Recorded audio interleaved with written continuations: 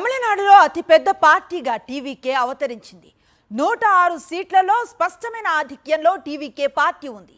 Magic ఫిగర్కు మరో 12 సీట్ల దూరంలో ఉంది. ప్రభుత్వ ఏర్పాటు దిశగా టీవీకే పార్టీ అధినేత విజయ్ అడుగులు వేస్తున్నారు. పోటీ చేసిన 2 స్థానాల్లో విజయాన్ని సాధించారు. విజయ్ ఇంటి దగ్గర అభిమానులు, పార్టీ శ్రేణుల కోలాహలం నెలకొంది. తల్లిదండ్రుల ఇంటికి వెళ్లి ఆశీర్వాదం తీసుకున్నారు విజయ్. తమిళనాడులో అతిపెద్ద పార్టీగా టీవీకే అవతరించింది. 106 సీట్లలో స్పష్టమైన ఆధిక్యంలో టీవీకే పార్టీ ఉంది. మ్యాజిక్ ఫిగర్కు మరో 12 సీట్ల దూరంలో ఉంది. ప్రభుత్వ ఏర్పాటు దిశగా టీవీకే పార్టీ అధినేత విజయ్ అడుగులు వేస్తున్నారు. పోటీ చేసిన 2 స్థానాల్లో విజయ్ సాధించారు. విజయ్ ఇంటి దగ్గర అభిమానులు, పార్టీ శ్రేణులు కోలాహలం నెలకొంది. తల్లిదండ్రుల ఇంటికి వెళ్లి ఆశీర్వాదం తీసుకున్నారు విజయ్. కంప్లీట్ డీటెయిల్స్ అందించేందుకు మా కరెస్పాండెంట్ సిద్ధంగా ఉన్నారు. తమిళనాడు ఫలితాలపై మరింత సమాచారాన్ని అందిస్తారు మా ప్రతినిధి లోకేష్. కరెంట్ కండిషన్ ఎట్లా ఉంది? టీవీకే శ్రేణుల్లో ఎలాంటి ఉత్సాహం కనిపిస్తోంది? ఈ మ్యాజిక్ ఫిగర్ కి సంబంధించినటువంటి స్టెప్ ఎంత త్వరగా తీసుకునే అవకాశం ఉందంటే ఏం చెప్తారు? అనుశ్రీ, ఎట్టకేలకు 106 స్పష్టమైనటువంటి స్థానాలతో టీవీకే అతి పెద్ద భారీ విజయమే సాధించిందనే చెప్పాలి.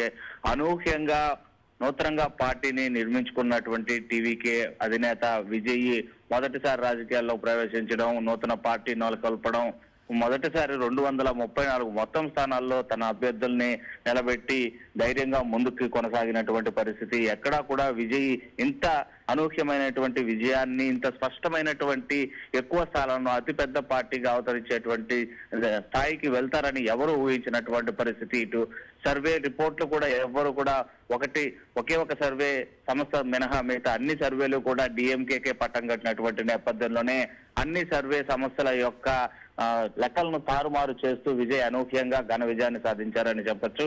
సో ప్రస్తుతానికి 106 సీట్ల స్పష్టమైన ఆధిక్యంలో టీవీకే పార్టీ కొనసాగుతున్నటువంటి నేపథ్యంలో మ్యాజిక్ ఫిగర్ కు కేవలం మరో 12 సీట్ల దూరంలోనే ఉంది. ఆ 12 సీట్లు మాత్రం కనుక మద్దతు కూడగడితే ప్రభుత్వాన్ని ఏర్పాటు చేసుకోవడానికి విజయ్ కి సుగమమైనటువంటి దారి లభిస్తుంది. అంటే విజయ్ సీఎం కావాలంటే మరో 12 స్థానాలు మద్దతు అవసరం ఉన్నటువంటి నేపథ్యంలోనే విజయ్ ఎవరితో జత కడతారు అంటే ఉదయం స్పష్టమైనటువంటి లీడ్స్ చూసినప్పటి నుంచి కూడా ఇటు ఏఐడిఎంకేతో పాటు మరి ఆ కూటమిలోని పార్టీలు అయినటువంటి పిఎంకే పార్టీ కావచ్చు, కాంగ్రెస్ కావచ్చు, సిపిఐ సిపిఎం పార్టీలు అన్ని కూడా విజయ్ కి అప్రోచ్ అవడానికి ప్రయత్నాలు చేశాయి. తాము కూడా అధికారంలో భాగస్వామ్యం అవుతాము అని చెప్పి తమకు ఉన్నటువంటి ఆలోచనలను విజయ్ దృష్టికి తీసుకెళ్లినట్లుగా తెలుస్తుంది. అయితే ఎవరితో పొత్తు పెట్టుకోవాలి, ఎవరు మద్దతు కూడగట్టుకుంటే ప్రభుత్వ ఏర్పాటుకు సుగమమైనటువంటి మార్గం ఏర్పడుతుంది, అదేవిధంగా వారి యొక్క డిమాండ్స్ ఏ విధంగా ఉండబోతున్నాయి.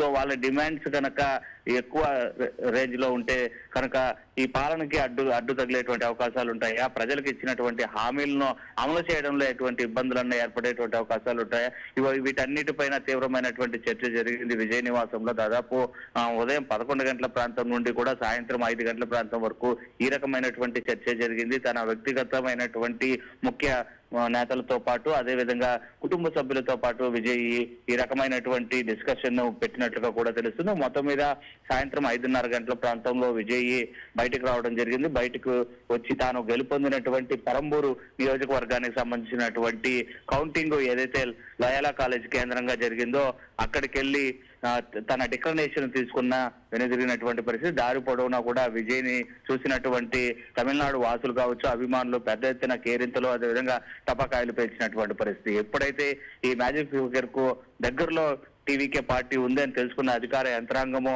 మధ్యాహ్నం 12 గంటల ప్రాంతం నుంచే కూడా అక్కడ యంత్రాంగాన్ని అంటే భద్రతా ఏర్పాట్లను కట్టుదిట్టం చేశారు. విజయ్ నివాసం వద్ద ఎవరిని అభిమానుల్ని అదేవిధంగా కార్యకర్తలు ఎవరిని అక్కడికి రానివ్వకుండా పటిష్టమైనటువంటి భద్రత నడుమ క్యాన్వాయ్ ను ఉంచి మరి డిక్లరేషన్ ఫామ్ తీసుకెళ్లడానికి పోలీస్ డిపార్ట్మెంట్ అయితే మాత్రము సాధారణంగా వాహన శ్రేణిని ఏర్పాటు చేసి మరి అక్కడికి తరలించినటువంటి పరిస్థితి కనిపిస్తుంది. సో మొత్తం మీద అనూహ్యంగా ఎవరు ఊహించని రీతిలో స్పష్టమైనటువంటి స్థానాల్లో విజయానికి పూర్తి స్థాయిలో విజయం సాధించినప్పటికీ కూడా మ్యాజిక్ ఫిగర్ కు కేవలం 12 సీట్ల దూరంతో ఘన విజయాన్ని అయితే మాత్రము విజయ్ ఒక చరిత్రలో లిఖించినటువంటి ఒక అధ్యయనంగా కూడా ఇక్కడ తమిళనాడు రాష్ట్రంలో స్పష్టం చేశారని కూడా చెప్పొచ్చు.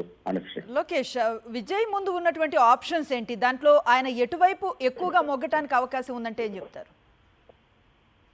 మనం ఇక్కడ ఆఫర్ అయితే విజయ్ కి ఇటు ప్రభుత్వం ఏర్పాటు చేయాలంటే ఖచ్చితంగా కావాల్సినటువంటి స్థానాలు 12 మాత్రమే. సో 12 స్థానాలు సరిపోయినటువంటి పరిస్థితుల్లో అతి పెద్ద రెండో పార్టీగా సీట్లు సాధించినటువంటి ఇటు ఏదైతే డిఎంకే కావచ్చు ఏడీఎంకే పార్టీలతో అయితే మాత్రం డిఎంకే పార్టీతో ఖచ్చితంగా పొత్తు పెట్టుకునే అవకాశం లేదు. ఎందుకంటే అధికార పార్టీ అయినటువంటి డిఎంకేతో మొదటి నుంచి దాన్ని వ్యతిరేకిస్తూ ఆ పార్టీకి వ్యతిరేకంగానే తాను పార్టీ స్థాపించారని చెప్పుకుంటూ వచ్చినటువంటి పరిస్థితి ఉంది.